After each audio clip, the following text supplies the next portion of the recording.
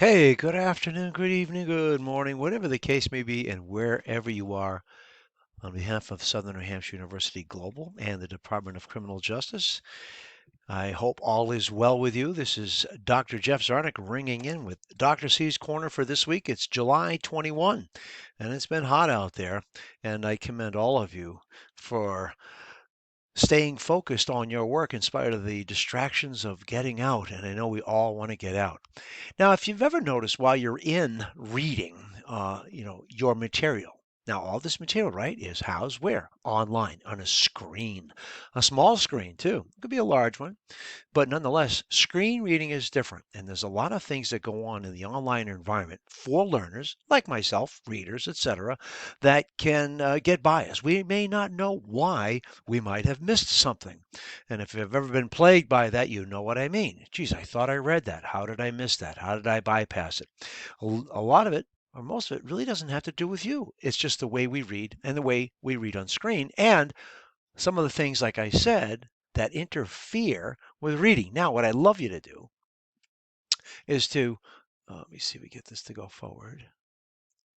It's not going, oh, there we go. Missing the obvious. If you ever have a chance to watch this video, it's great. What I want you to do, if this works, is count the number of times the ball is being passed to the players. This is a test of selective attention. Count how many times the players wearing white pass the basketball.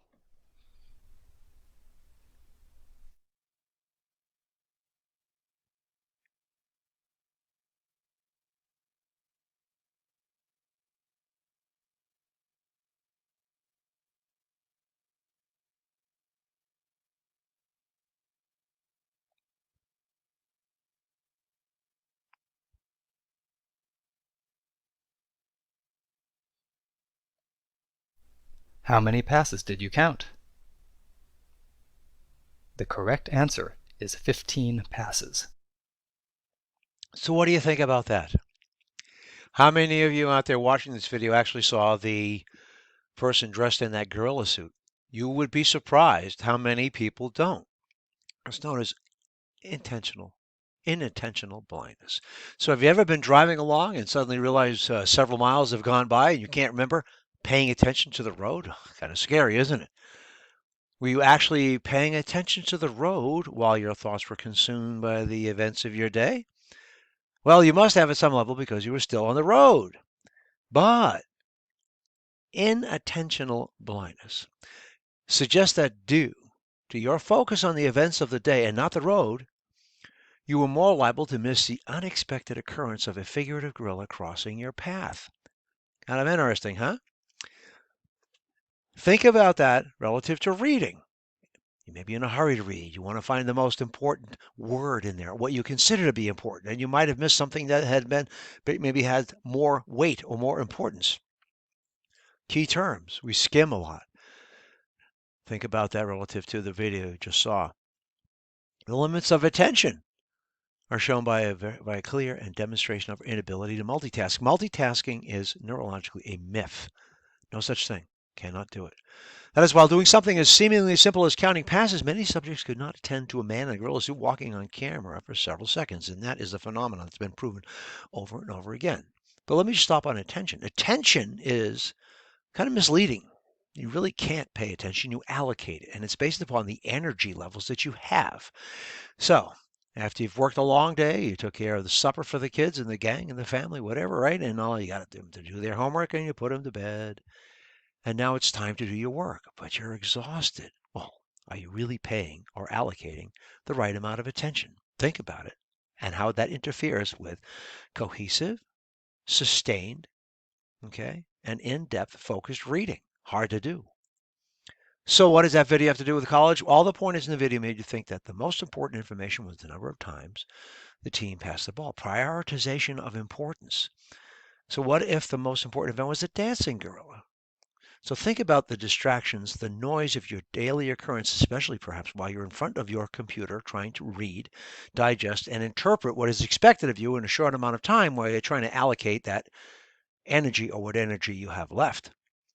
An enemy of learning, everyone, can be seen as anything that impedes the attentional process. For example, when a student knows that the material in his class or her class is critical, but the instruction is less than stimulating, right? Clear and engineered for a higher probability of understanding, then he or she will start looking for the gorilla. What if the student comes to the learning situation, right? You come to the learning situation with pre-existing conditions that may impede his or her ability to pay attention to the material. That may be navigation problems, right? Trying to find something there in the online platform, multi-level visuals. It's the noise. It's the noise that our eyes pay attention to. We're looking for the lion in the bushes. We're looking to avoid risk, and we'll go to what may be perceived by our own mind as the least path of resistance. That's normal, but that's where we miss things, like a rubric element. You are processing information visually more often than not here in the online world, right? There's a message sent, information from textbook or your teachers. You receive the message. You read the text or you listen to the lecture. Okay? So hopefully the teacher is hoping that you get all the information specific to what is required for an intended outcome, which is your success, demonstrably through the utilization of the rubric. So you understood all the facets, you met all the elements, okay, to demonstrate clear comprehension, okay? And it really is, for a teacher, nerve-wracking, because all of us, we all do, we hope that the message was clear and that you got it right. And it reduces your stress and you have a successful learning experience. We send the message. This is where it can get complicated, and this is where I'm going to leave everyone. Think about this when you're communicating yourself. We're all teachers in some respects, aren't we? We have people, colleagues we work with, children we parent. We may be teachers, students are teachers as well, or coaches. And you're always trying to convey the most clear message as possible so you end up with a dividend of clear understanding and performance, right? But the message can be convoluted, a little complicated by word choice. We have to be very thoughtful about the words we use when we want to be accurate. That's why in the criminal justice profession, this is perhaps the most writing intensive discipline we have, because we have to select the right words that can be universally understood and grasped and interpreted correctly every time. Complicated ideas, right? As you progress through your university programs, the ideas can be a little more complicated, require more enhanced critical thinking skills, more attention, more sustained reading, so you can decipher what is intended behind the idea. And then presentation. Now you got to present it back. So your instructor can say, yes, you got it. Have a great week, everybody.